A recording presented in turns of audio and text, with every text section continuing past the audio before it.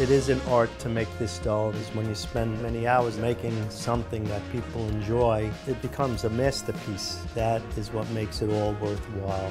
Fresh pasta is more of a special occasion. You have to practice at it. It's a labor of love. You can smell the egg when you cook it, and you can taste the egg and the flour. It's pretty damn good.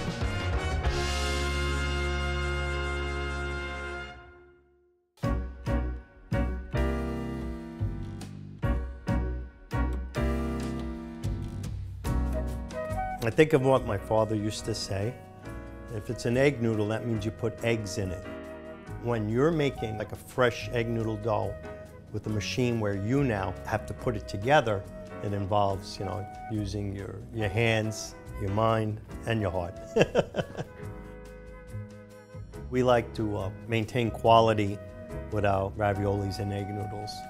And the only way you could do that is by using quality ingredients. You really need to understand the dough, understand the weather. Is it too wet? Is it too dry? Do I add water? Do I add a little more flour? Basically have to be consistent with that dough. That machine came from Italy. It's been in the store since 1950. I like to say sometimes I'm part of that machine in order to make that be the quality we want when we sell this.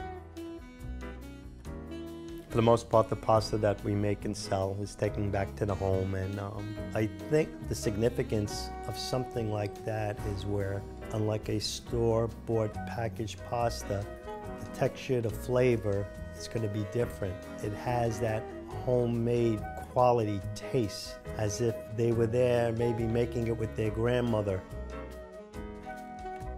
My grandmother had some recipes making pasta at home. And in 1935, they opened up Borgatti's ravioli and egg noodles. This is actually the recipe, of course, my grandparents were using when they opened up the store.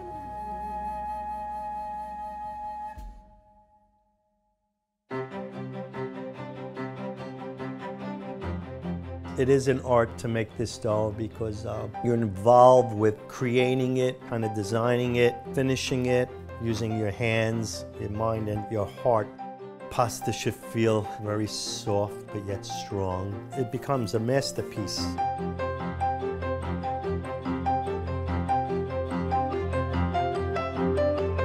We're here 82 years. I came into the picture around 1976 as an 18-year-old. I think of it as a dream of my grandparents. I'm just, fulfilling their dream. It is a passion of love. Is when you spend many hours standing there making something that people enjoy. A customer will come back and say, I've had your noodles. I can't imagine ever buying packaged pasta ever again. When you hear things like that, that is what makes it all worthwhile.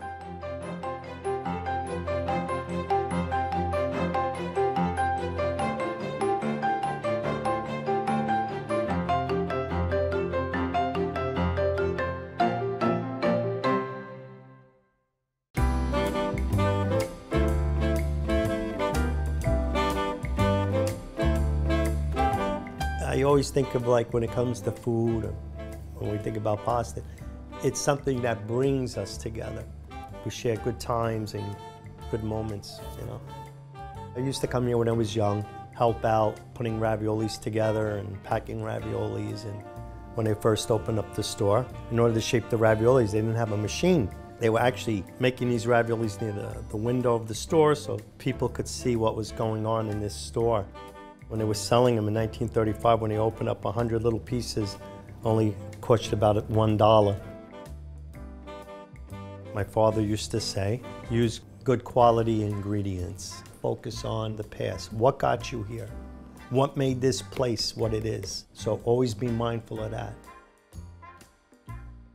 What started out as a family business continues as a family, keeping it simple, because at the end of the day, am I doing it to make the money, or am I doing it because I know when people sit down to this, they'll say these are the best raviolis I ever had in my life.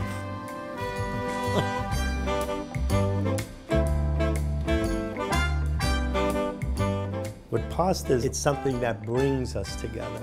I mean, there's a variety of different ways noodles could be served these days. It's not always the same way. You just feel good and go, oh boy.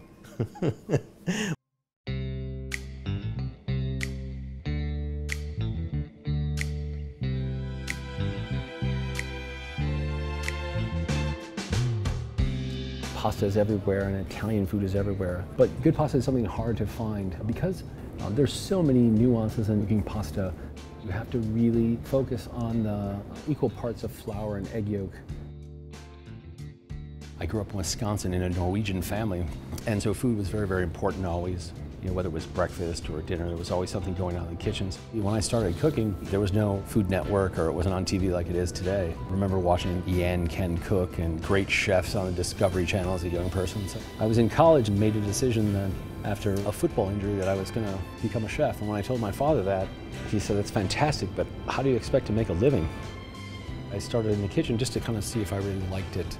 And I remember there going the first day and being mesmerized by eggs and flour coming together and be something such as pasta. Needless to say, after the first day, I was ready to roll. Probably one of the things that attracted me the most was coming in early in the morning and working with pasta. It's something that I can get my hands messy with. Never forget that cooking is a vocation. It's something that you use and you do with your hands. Obviously, I love fresh pasta. I don't want people to think there's anything wrong with dry pasta either. But fresh pasta in some instances is more of a special occasion. It's a labor of love. It doesn't happen instantly. You have to have practice at it. It's like doing anything. You have to do it enough repetition to know that when you touch it, it feels right, it feels dry, it feels humid. I can look at something and give it a spray of water because I know it needs it. Those types of things all come with time.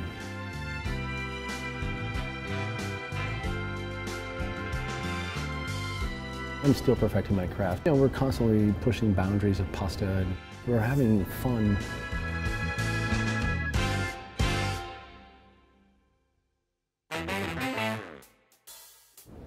The Garganelli, for example, is a dish that there's an old story about how Garganelli became Garganelli. They were all laid out over the work surface, and there was tortellini pieces of meat put on every one of the squares. So the little cat ate all the filling off the squares.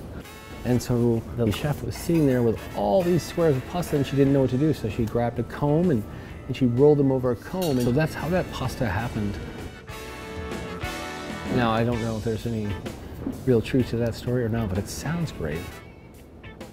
We toss it very simply with prosciutto and cream and parmigiano. The beauty of that pasta is the fact that it absorbs the sauce quicker. You can smell the egg when you cook it and toss with cream, and you can taste the egg and the flour. So it's all in the details. To sit down and eat a complete meal with pasta is something I don't do all the time, but it's pretty damn good.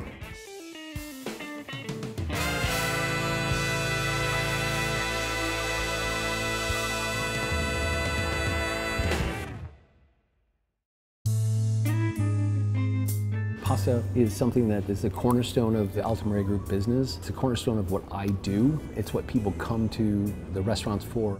Pasta has fulfilled so many of my dreams already. Knowing that people are coming to eat your food, that's pretty cool. These people came in on a train an hour and a half from work. They go an hour and a half back. You better pinch yourself, right? It's really, really something. And those types of things are what keep me driving to make pasta as close to perfection as we possibly can.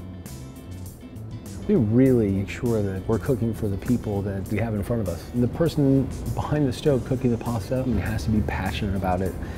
And this is a pasta that is with bone marrow, braised octopus, red wine, tomato, and basil. Proud of that dish, and at the same time, we'll never be able to take it off. So you're only as good as your last pasta dish. That's what we like to say. I don't know anything else either, though. Do you know what I mean? It's just kind of what I do.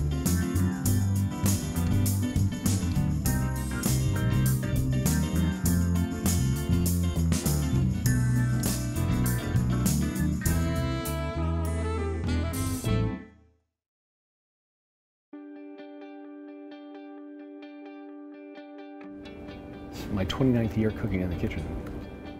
I've worked with my father close to 40 years. The most important thing really is not about stars, it's not about that. I want to continue the story of my father, Mario. It's about teaching now, showing and making connection with young people in the kitchen.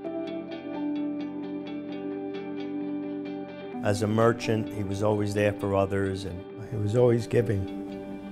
May he rest in peace.